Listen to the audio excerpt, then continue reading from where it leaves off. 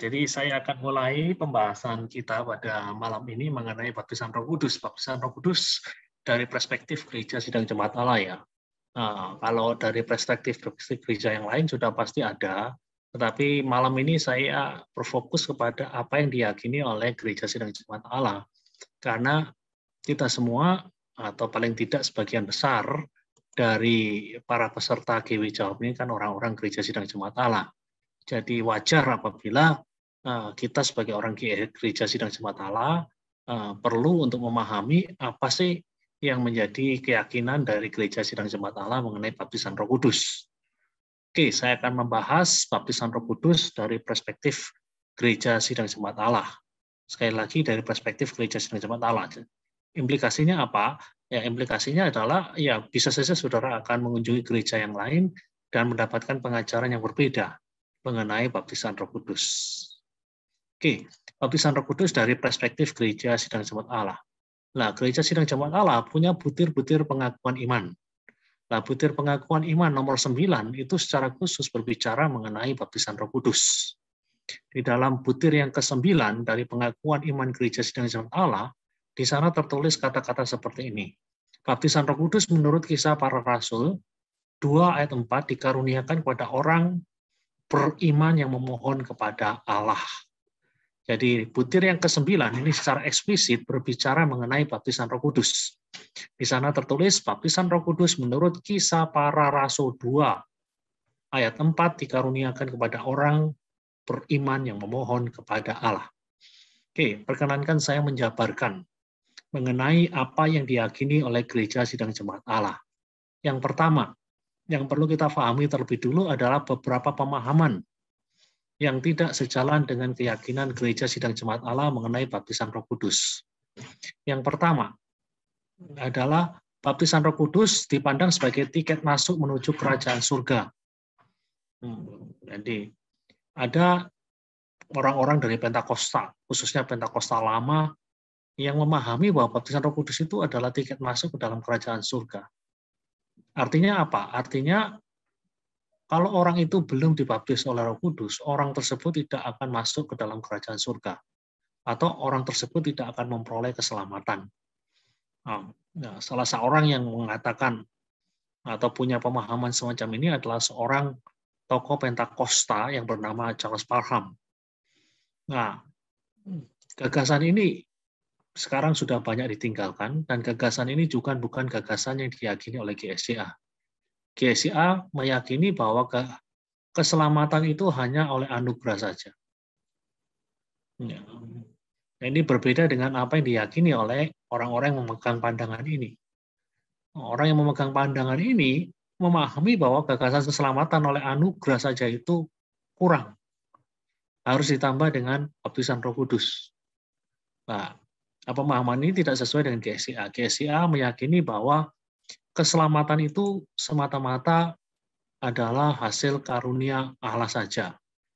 Nah, sehingga ada istilah sola gratia. Hanya oleh anugerah saja, diterima oleh iman saja. Bukan berarti baptisan Roh Kudus itu tidak penting. Baptisan Roh Kudus itu penting. Tapi baptisan Roh Kudus bukanlah dalam tanda kutip tiket masuk menuju kerajaan surga. Nah, ini pemahaman pertama yang tidak sesuai dengan keyakinan Gereja Sidang Jemaat Allah. Jadi Gereja Sidang Jemaat Allah percaya menerima dengan iman kasih karunia Allah yang diwujudkan dalam karya penebusan Kristus di atas Kalvari adalah satu-satunya cara seseorang menerima keselamatan. Itu yang diyakini oleh GSCA. Menerima dengan iman kasih karunia Allah yang diwujudkan dalam karya penebusan Kristus di atas Kalvari adalah satu-satunya cara seseorang menerima keselamatan. Nah, kemudian hal yang kedua, pemahaman kedua yang tidak sesuai dengan Gereja Sidang Jemaat Allah adalah bahwa baptisan Roh Kudus itu identik. Identik artinya sama. Identik artinya tidak berbeda dengan kelahiran baru. Nah, biasanya orang-orang yang berasal dari kelompok Injili atau kelompok karismatik memegang pandangan semacam ini. Jadi baptisan Roh Kudus itu diidentikan atau dianggap sama dengan kelahiran baru. Nah, dasar dari keyakinan ini biasanya diambil dari salah satu teks yang terdapat di dalam kitab Korintus, 1 Korintus 12 ayat 13 tepatnya, menulis seperti ini. Sebab dalam satu roh kita semua, baik orang Yahudi maupun orang Yunani, baik budak maupun orang merdeka, telah dibaptis menjadi satu tubuh, dan kita semua diberi minum dari satu roh. Jadi orang-orang Injili, orang karismatik mengatakan, lihat, di dalam 1 Korintus 12 ayat 13, di sana ada baptisan di dalam Roh Kudus. Dan baptisan di dalam Roh Kudus ini berbicara mengenai apa? Yang berbicara mengenai penyatuan seseorang ke dalam tubuh Kristus. Penyatuan seseorang ke dalam tubuh Kristus. Penyatuan seseorang dalam tubuh Kristus itu terjadi pada waktu seseorang itu dilahirkan kembali. Pada waktu seseorang itu mengalami kelahiran baru. Nah, ini yang diyakini oleh kelompok-kelompok Injili atau kelompok-kelompok karismatik. Tapi bukan itu yang diyakini oleh Gereja Sidang Jemaat Allah. Nanti akan kita lihat apa yang diyakini oleh Gereja Sidang Jemaat Allah. Untuk sementara kita melihat pemahaman-pemahaman yang tidak sepaham dengan Gereja Sidang Jemaat Allah.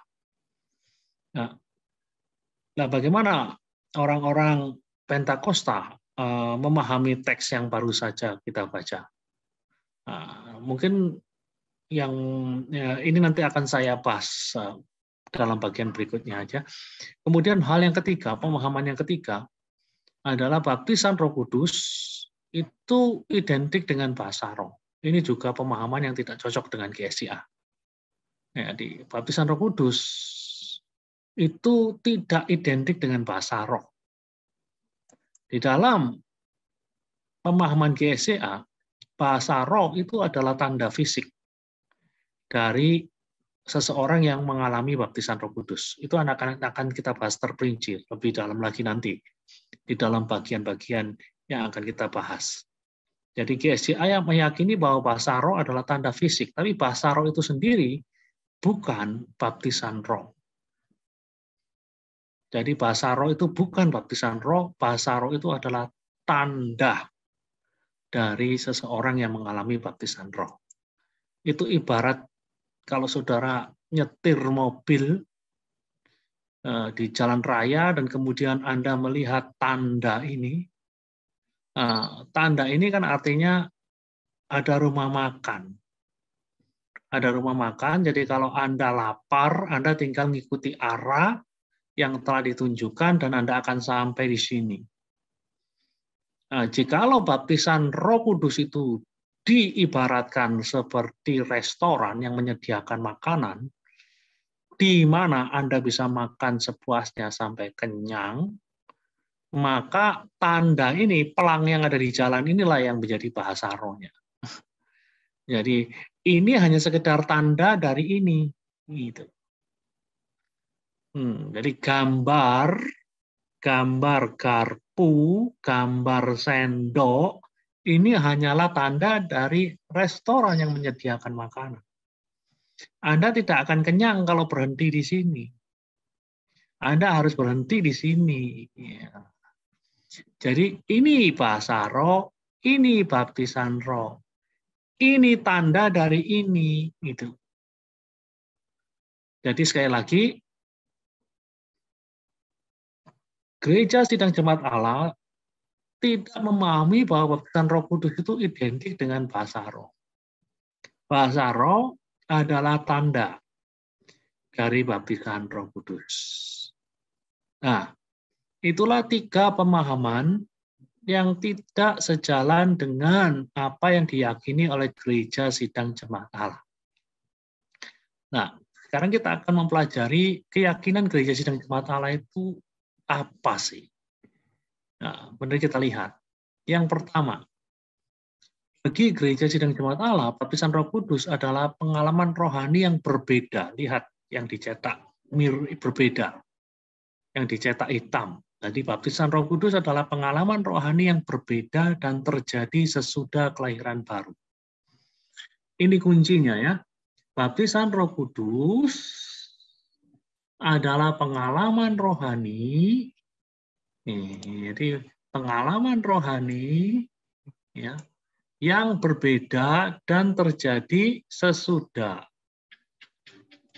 Berbeda dan sesudah kelahiran baru. Ini dua kata kunci, berbeda dan terjadi sesudah kelahiran baru. Di masa lalu, orang menyebut doktrin ini dengan nama second blessing atau berkat kedua. Namun kini istilah yang lebih banyak dipakai adalah doctrine of subsequence. Subsequence artinya doktrin yang doktrin apa ya, keberlanjutan. Maksudnya adalah bahasa roh, bukan bahasa roh, baptisan roh itu adalah pengalaman rohani, pengalaman krisis yang terjadi sesudah kelahiran baru. Nah, ya, jadi sekali lagi ada dua kata penting di sini. Jadi baptisan Roh Kudus itu adalah pengalaman rohani yang berbeda dan terjadi sesudah kelahiran baru. Nah, oke. Nah, kemudian kalau kita perhatikan ya, posisi ini,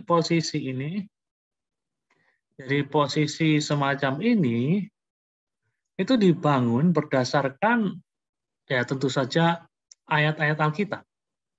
Harus ada dasarnya. Gereja Sidang Jemaat Allah itu harus meyakini posisi teologisnya itu dibangun di atas dasar pemahaman Alkitab yang benar. Jadi ada ayat-ayat yang digunakan oleh orang-orang Gereja Sidang Jemaat Allah untuk mendukung pandangan bahwa baptisan Roh Kudus itu adalah pengalaman yang berbeda dan terjadi sesudah kelahiran baru. Paling tidak yang bisa saya tampilkan di sini adalah Kisah Para Rasul 2 ayat 1 sampai 4, Kisah Para Rasul 8 ayat 14 sampai 17, dan Kisah Para Rasul 19 ayat 1 sampai 6. Mari kita lihat bagian tersebut. Di dalam Kisah Para Rasul 2 ayat 1 sampai 4, penerima baptisan Roh Kudus adalah murid-murid Yesus. Tidak diragukan lagi bahwa mereka itu adalah orang-orang yang sudah bertobat dan percaya sebelum mereka mengalami baptisan Roh Kudus itu. Dari mana kita tahu? Ya dari apa yang dikatakan oleh penulis Injil Lukas. Saudara perlu tahu bahwa Injil Lukas dan Kisah Para Rasul itu adalah kitab yang saling berlanjut ya. Maksudnya kelanjutan. Jadi itu satu buah kitab yang terdiri atas dua bagian. Kitab bagian pertama itu berbicara mengenai kehidupan Yesus yang menjadi fokus. Itu yang disebut dengan Injil Lukas. Dan kemudian bagian yang kedua, volume yang kedua, itu adalah kitab Kisah Para Rasul dengan fokus adalah murid-murid Yesus. Nah, kalau kita perhatikan di dalam Injil Lukas, sudah ada penjelasan bahwa murid-murid Yesus itu sudah percaya, sudah dilahirkan kembali. Dari mana kita tahu? Dari Lukas 10 ayat 20 yang mengatakan, namun demikian janganlah bersukacita karena roh-roh itu takluk kepadamu, tetapi bersukacitalah karena namamu ada terdaftar di sorga. Jelas sekali. Jadi murid-murid ini sudah mengalami kelahiran baru. Jadi di dalam Kisah Para Rasul pasal 2, yang kita lihat adalah orang-orang yang sudah dilahirkan kembali, namun mengalami suatu pengalaman yang luar biasa yang disebut dengan nama baptisan Roh Kudus. Jadi kita melihat baptisan Roh Kudus ini terjadi sesudah kelahiran baru dan berbeda dari kelahiran baru. Nah, dari Lukas 10 ayat 20 dan Kisah Para Rasul pasal 2 ayat 1 sampai 4. Kemudian kita lihat di dalam Kisah Para Rasul pasal 8. Di sana digambarkan murid-murid di Samaria itu mengalami baptisan Roh Kudus.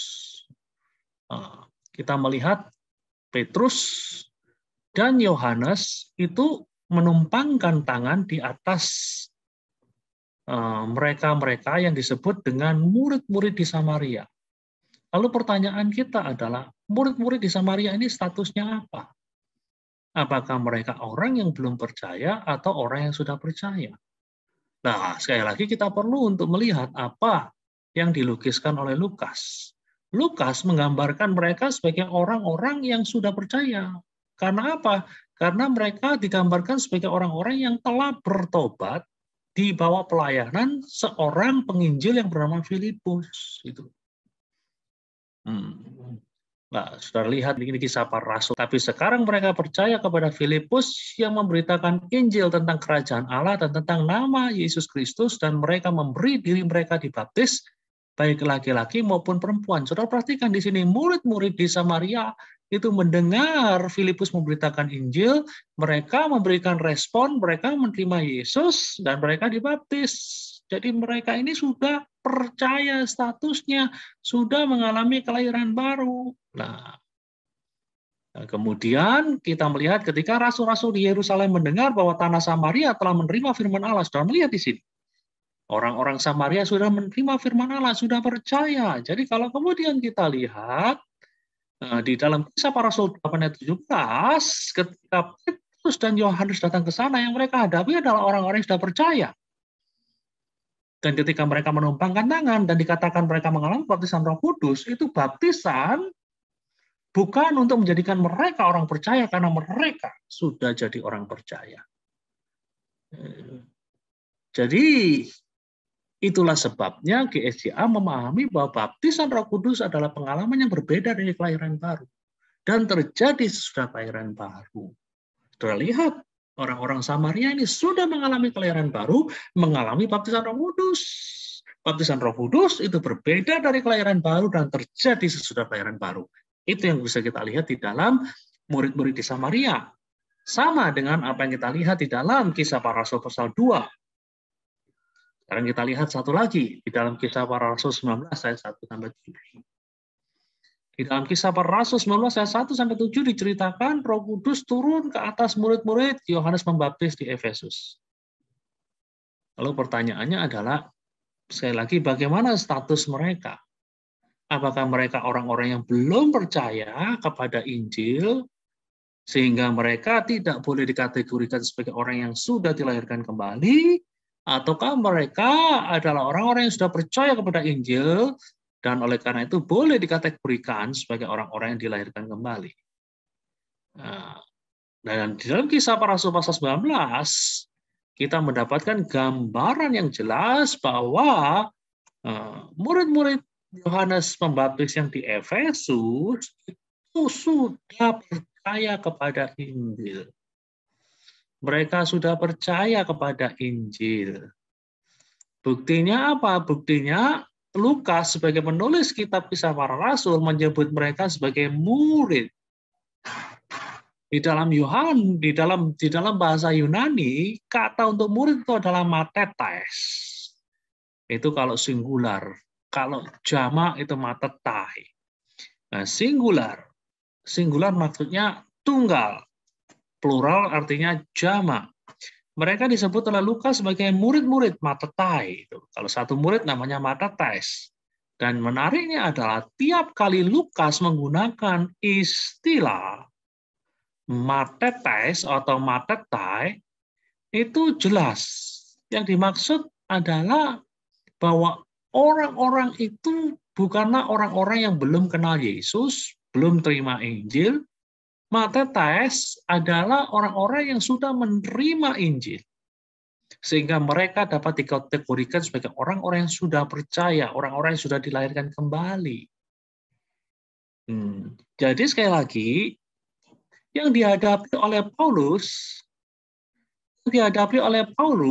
di dalam Kisah Para Rasul pasal 19 ayat 2, itu bukanlah orang-orang yang belum percaya, tapi orang-orang yang sudah percaya. Dan di sana dikatakan mereka kemudian, orang-orang yang sudah percaya ini mengalami baptisan Roh Kudus. Jadi sekali lagi kita mendapat bukti. Baptisan Roh Kudus adalah pengalaman yang terjadi sesudah kelahiran baru, dan pengalaman itu harus dibedakan dari kelahiran baru. Kisah Para Rasul 19 ayat 2 mengatakan, sudahkah kamu menerima Roh Kudus ketika kamu menjadi percaya? Ini terjemahan Alkitab di dalam bahasa Indonesia kita. Namun sebenarnya kalau kita mengerti bahasa Yunani, dan saya pikir mungkin saya tidak perlu untuk menjelaskan di sini, kalau yang menjadi pendengar dari GW Jawab adalah mereka-mereka yang sudah lulus S1 di teologi, mungkin saya bisa menjelaskan. Tapi untuk kita semua, saya hanya perlu memberikan penjelasan singkat saja. Kisah Para Rasul 19 ayat 2 yang diterjemahkan LAI, sesudah kamu menerima Roh Kudus ketika kamu menjadi percaya, sebenarnya lebih baik diterjemahkan dengan kalimat seperti ini, sudahkah kamu menerima Roh Kudus sesudah kamu menjadi percaya? Nah, seharusnya terjemahan yang terbaik itu ini, sudahkah kamu menerima Roh Kudus sesudah kamu menjadi percaya? Kita lihat ini. Sudahkah kamu menerima Roh Kudus sesudah kamu menjadi percaya? Jadi baptisan Roh Kudus itu adalah pengalaman yang berbeda dan terjadi sesudah kelahiran baru. Nah, jadi kesimpulannya apa? Kesimpulannya, keseluruhan bukti-bukti Alkitab yang telah kita dengar, yang telah kita bahas, menunjukkan bahwa baptisan Roh Kudus adalah pengalaman yang berbeda dan terjadi sesudah orang itu mengalami pertobatan atau kelahiran baru. Nah, itulah yang diyakini oleh GSCA. Hal yang pertama. Hal yang kedua, baptisan Roh Kudus adalah hasil dari kasih karunia Allah. Kita tidak bisa merekayasanya dan tidak boleh merekayasanya. Jadi anugerah itu adalah sesuatu yang diberikan dengan cuma-cuma. Jadi baptisan Roh Kudus itu adalah grace. Kata grace dalam bahasa Latin itu adalah gratia. Gratia artinya ya kita mengenai, kita pasti kenal kata gratis. Gratis itu artinya kita tidak perlu membeli, kita diberi dengan cuma-cuma. Jadi baptisan Roh Kudus adalah hasil dari kasih karunia Allah. Jadi kalau memang belum waktunya, dengan cara apapun kita tidak akan mendapatkannya. Jadi kita tidak bisa merekayasanya. Kita tidak bisa membuatnya terjadi semau kita, karena itu adalah kasih karunia Allah. Yang perlu kita lakukan adalah berdoa. Yang perlu kita lakukan adalah meminta. Yang perlu kita lakukan adalah beriman bahwa Allah akan memberikannya kepada kita. Kenapa kita harus beriman? Karena ada satu teks di dalam Injil Lukas yang mengatakan bahwa Allah itu adalah Bapa yang tidak akan memberi batu kalau anaknya minta roti, yang tidak akan memberi ular atau kalajengking kalau anaknya minta ikan. Dan kalau saudara membaca bagian itu di dalam Injil Lukas, saudara kalau mau membaca secara keseluruhan ya bagian itu dan membaca dengan teliti dan hati-hati, bagian itu berbicara mengenai doa, mohon apa? Mohon Roh Kudus ini. Doa mohon menerima kuasa Roh Kudus ini. Nah, konteksnya adalah seperti itu, mohon agar mereka mendapatkan Roh Kudus ini, mendapatkan baptisan, mendapatkan kepenuhan Roh Kudus ini. Jadi kalau Anda belum dibaptis oleh Roh Kudus, Anda rindu untuk dibaptis dengan Roh Kudus, Anda perlu untuk berdoa. Anda perlu untuk meminta dan beriman bahwa pasti Tuhan akan memberikan. Berdasar apa ya? Berdasar pada janji Tuhan tadi. Bapa yang baik yang tidak mungkin akan memberi Anda batu kalau Anda minta roti, yang tidak mungkin memberi Anda kalajengking atau ular jika Anda minta ikan. Dia akan memberikan rohnya kepada Anda. Jadi sekali lagi, baptisan Roh Kudus adalah hasil dari kasih karunia Allah, perlu diminta, perlu didoakan, perlu diimani. Yang tidak boleh dilakukan adalah merekayasa. Nah, itu hari-hari ini di gereja-gereja yang tidak terlalu solid pengajaran mengenai baptisan Roh Kudus ada hal-hal yang aneh-aneh. Yaitu pengajaran-pengajaran yang seolah-olah bahwa seorang hamba Tuhan itu bisa mendatangkan baptisan Roh Kudus. Apalagi dengan fokusnya adalah fokus ke tandanya, ke bahasa rohnya, sehingga bahasa roh akhirnya bisa diajarkan. Ayo ikuti saya, tak ajari bahasa roh. Nah, itu suatu pengajaran yang salah kaprah. Bahasa roh itu tidak bisa diajarkan. Jadi saya sebagai pendeta tidak bisa mendatangkan baptisan Roh Kudus itu dalam diri Anda. Saya hanya bisa membantu Anda untuk berdoa. Saya bisa membantu Anda dengan penumpangan tangan supaya Allah yang Maha Kuasa itu mengaruniakan baptisan itu ke dalam diri Anda. Dan kita lihat hal yang ketiga. Nah, berdasarkan Kisah Para Rasul 1 ayat 8, jelas bahwa tujuan dari baptisan Roh Kudus itu bukan untuk membuat Anda elit secara rohani. Gitu. Tujuan dari baptisan Roh Kudus bukan untuk membuat Anda keren. Gitu. Tujuan dari baptisan Roh Kudus bukan untuk membuat Anda fasih berbahasa lidah. Bukan. Tujuan dari baptisan Roh Kudus adalah memberdayakan Anda, orang-orang percaya yang sudah dilahirkan kembali agar bisa menjadi saksi. Itu tujuan yang pertama, agar bisa menjadi saksi. Tujuan yang kedua, agar bisa melayani dengan efektif. Nah, jadi itu tujuan daripada baptisan Roh Kudus.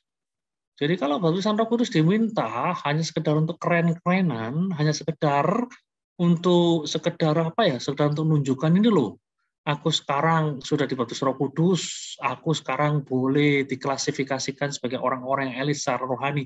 Nah, itu adalah suatu konsep yang salah. Baptisan Roh Kudus diberikan supaya kita bisa menjadi saksi. Saksi yang efektif. Apa sih artinya efektif? Efektif itu artinya yang mendatangkan hasil. Nah, ini contohnya begini.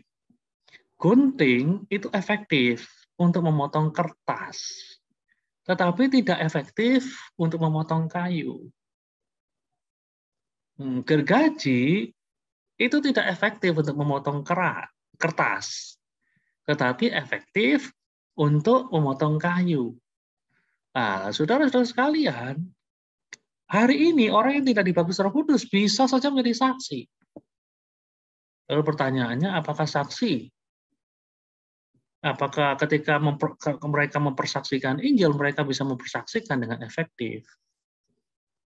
Nah, disinilah kita perlu baptisan Roh Kudus, karena baptisan Roh Kudus memampukan kita untuk menjadi saksi yang efektif, untuk melayani dengan efektif, gitu loh. Jadi Roh Kudus itu akan memberdayakan, di dalam bahasa Inggris digunakan kata empower, memberdayakan, memberi kuasa sehingga Anda bisa menjadi saksi yang efektif. Kalau kita berbicara mengenai saksi, menjadi saksi, itu bukan hanya berbicara mengenai hal-hal yang terkait dengan perkataan yang keluar dari mulut kita. Tidak. Selain perkataan, juga perbuatan. Nah, itu loh. Jadi Roh Kudus itu akan memampukan orang-orang yang sudah dibaptis sehingga mereka bisa menjadi saksi yang efektif di dalam kata dan perbuatan mereka. Dalam bahasa Inggris ada istilah mighty in words and deeds. Dan hal itulah yang bisa kita lihat di dalam kehidupan rasul-rasul sesudah mereka dibaptis oleh Roh Kudus. Lihat Petrus yang penuh kuasa dengan perkataannya sehingga 3.000 orang dibaptis. Lihat Petrus ketika berjumpa dengan orang yang lumpuh di gerbang indah.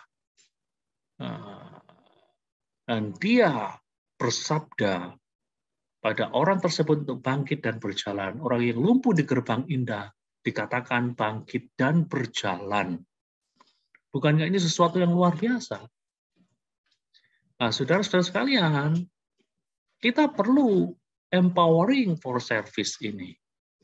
Kita perlu untuk bisa melayani dengan baik, melayani Tuhan dengan baik, melayani sesama dengan baik, menjadi saksi bagi orang-orang yang tidak percaya dengan baik. Nah, jadi kalau kita perhatikan, sejarah gerakan Pentakosta modern itu diawali dengan orang-orang yang sederhana, diawali bukan dengan orang-orang yang pintar, diawali bukan dengan orang-orang yang kaya, bukan berarti tidak ada orang pintar, tidak ada orang kaya pada saat gerakan ini dimulai, tetapi kebanyakan adalah dari orang-orang yang termarginalkan. Namun kita melihat bagaimana Roh Kudus berkarya di dalam hidup mereka. Mereka menerima baptisan Roh Kudus, mereka diberdayakan oleh Roh Kudus, sehingga yang kita lihat adalah suatu hal yang fenomenal, sesuatu hal yang luar biasa. Mereka bisa menjadi saksi yang efektif, bisa membawa banyak orang yang berdosa untuk mengenal Tuhan. Sehingga mereka bisa membawa vitalitas yang baru di tengah-tengah gereja yang mengalami kemunduran dan kemerosotan. Itu yang dilakukan oleh orang-orang yang dibaptis oleh Roh Kudus. Dan pada hari-hari Pentakosta ini, sekali lagi saya mengingatkan kita bahwa kita perlu, jadi jangan sampai kita sebagai orang-orang Pentakosta itu tidak mengerti apa itu baptisan Roh Kudus, apa itu tujuannya. Nah, karena kalau tidak mengerti dan kemudian tidak pernah diajarkan, maka hal yang luar biasa indah ini di dalam Alkitab, baptisan Roh Kudus disebut sebagai the promise of the Father dalam bahasa Inggris, artinya janji dari Bapa, sesuatu yang luar biasa. Jadi jangan sampai sesuatu yang luar biasa ini kemudian luntur, lenyap dari gereja sidang jemaat Allah. Makanya saya terus-menerus untuk memberikan penekanan, ayo kita mohon agar gereja kita penuh dengan orang-orang yang sudah mengalami baptisan dengan Roh Kudus ini. Sehingga mereka bisa menjadi saksi yang efektif. Sehingga mereka bisa melayani dengan efektif. Dengan segala keterbatasan mereka. Sama seperti orang-orang pada saat gereja Pentakosta modern dimulai. Orang-orang yang sederhana. Petugas cleaning service yang dipakai Tuhan dengan luar biasa. Sehingga rumahnya dibuka. Sehingga seorang penginjil yang bernama William J. Seymour bisa melayani di sana dan mengawali suatu kebangunan rohani yang mengubah wajah kekristenan dunia. Nah, itu yang saya rindukan. Orang-orang yang dibaptis dan dipenuhi oleh Roh Kudus. Jadi sekali lagi, muara dari baptisan Roh Kudus, jadi kalau kita lihat bahwa baptisan Roh Kudus itu tujuannya adalah untuk empowering for service, untuk bisa melayani dengan efektif, untuk bisa bersaksi dengan baik. Jadi muara daripada baptisan Roh Kudus adalah misi. Jadi tujuan dari baptisan Roh Kudus adalah misi. Misi maksudnya ada penjangkauan pada jiwa-jiwa yang terhilang dan pelayanan. Muaranya. Jadi kita tahu seseorang itu sudah dibaptis oleh Roh Kudus atau bukan, itu bukan semata-mata dari gaya mereka bicara. Oh, mereka kelihatannya sudah dibaptis. Buktinya apa? Mereka sudah ngomong sirah bara itu sudah dibaptis. Nah, memang bahasa roh adalah tanda dari seseorang yang sudah dibaptis oleh Roh Kudus, itu yang diyakini oleh GSCA. Tetapi sekali lagi, yang namanya tanda, itu bisa saja tanda yang bukan otentik. Seseorang yang berbahasa roh, bisa saja bahasa rohnya bukan bahasa roh yang asli, yang tulen, yang berasal dari Tuhan. Bahasa roh itu bisa saja bahasa yang berasal dari setan, itu yang ekstrim, atau berasal dari dirinya sendiri. Gitu. Karena dia terbiasa mendengar orang ngomong seperti itu, ya mau gak mau kemudian ketika dia berdoa, ya kemudian dia biasa ngomong seperti itu. Itu mirip fenomena, ya kalau di dalam istilah sosiologi agama ada istilah yang namanya parroting. Parroting berasal dari kata parrot. Parrot itu artinya burung betet. Saya lihat burung betet itu kalau kita setiap hari menyapa dia selamat pagi, selamat pagi, selamat pagi. Lama-lama dia nanti akan bisa ngomong selamat pagi, selamat pagi, selamat pagi. Nah, di dalam gereja-gereja, Kadang-kadang kita tidak melihat dan kita tidak mendengar bahasa roh yang tulen. Yang kita lihat adalah orang-orang yang hanya sekedar, bukan oleh karena kemauan sadarnya, tapi alam bawah sadarnya yang kemudian membuat dia uh, terjebak dengan apa yang disebut oleh para ahli sosiologi agama dengan istilah parroting. Proses peniruan seperti betet, burung betet itu. Nah, muara dari baptisan Roh Kudus sekali lagi yang kita lihat adalah misi. Penjangkauan dari jiwa-jiwa yang terhilang dan pelayanan. Jadi selain dari bahasa roh, bukti yang otentik dari seseorang itu sudah dibaptis Roh Kudus adalah bagaimana dengan kehidupannya. Apakah kehidupannya itu betul-betul berubah? Dulu orang yang tidak peduli dengan misi, sekarang peduli dengan misi. Dulu orang yang tidak peduli dengan pelayanan, sesudah dibaptis oleh Roh Kudus, dia dengan semangat, dengan antusias mau melayani tanpa disuruh, tanpa pamrih. Bahkan rela untuk mengeluarkan biaya sendiri. Nah, itu adalah bukti. Salah satu bukti yang lain bahwa orang tersebut sudah dibaptis oleh Roh Kudus. Jadi baptisan Roh Kudus itu muaranya adalah misi dan pelayanan. Dan ada hal yang lain lagi yang bagian terakhir yang ingin saya bahas. Selain memberdayakan orang percaya untuk menjadi saksi dan melayani dengan efektif, baptisan Roh Kudus juga dimaksudkan untuk memberikan kekuatan ekstra bagi orang-orang percaya yang harus mengalami penderitaan dan aniaya. Jadi baptisan Roh Kudus itu bukan hanya sekedar empowering atau memberdayakan atau memberi kuasa kepada seseorang untuk bisa menjadi saksi yang efektif, untuk melayani dengan efektif. Baptisan Roh Kudus juga memberikan staying power, kekuatan tambahan, kekuatan ekstra untuk bertahan ketika mereka harus mengalami penderitaan dan aniaya. Nah, ini jadi meningkatkan daya tahan dari orang-orang yang percaya ketika berhadapan dengan penderitaan dan aniaya. Ini gagasan yang keempat. Ini bisa kita lihat di dalam gereja mula-mula. Jadi ketika kita membaca lembaran-lembaran di dalam kitab Kisah Para Rasul, kita melihat tiap kali murid-murid dihadapkan pada tantangan yang hebat, dikatakan bahwa Roh Kudus telah mempersiapkan mereka. Murid-murid sudah dibaptis dengan Roh Kudus, sehingga ketika terjadi penganiayaan di Yerusalem, mereka bisa menghadapinya dengan tabah dan tenang. Kalau kemudian kita lihat dalam kehidupan salah seorang yang dikenal namanya Stefanus. Stefanus pun saya oleh Roh Kudus, dibaptis oleh Roh Kudus. Dari mana kita tahu? KPA pasal 7 mengatakan Stefanus penuh dengan Roh Kudus. Stefanus telah dibaptis oleh Roh Kudus. Dan itulah yang membuat dia sanggup untuk menghadapi penderitaan yang ekstrim, bahkan sampai pada suatu titik di mana dia harus merelakan nyawanya. Dan ketika dia dihadapkan pada tantangan yang begitu berat, apa yang membuatnya sanggup untuk bertahan? Apa yang membuatnya sanggup untuk menghadapi tantangan yang berat itu? Kisah Para Rasul dengan jelas mengatakan, Stefanus penuh dengan roh. Roh Kudus yang memampukan Stefanus untuk menghadapi tantangan, penderitaan, aniaya, kesulitan yang harus dia. Terlihat Stefanus itu mati dengan cara yang mengerikan, dirajam, dilempari dengan batu sampai mati. Itu hal yang berat, saudara-saudara sekalian.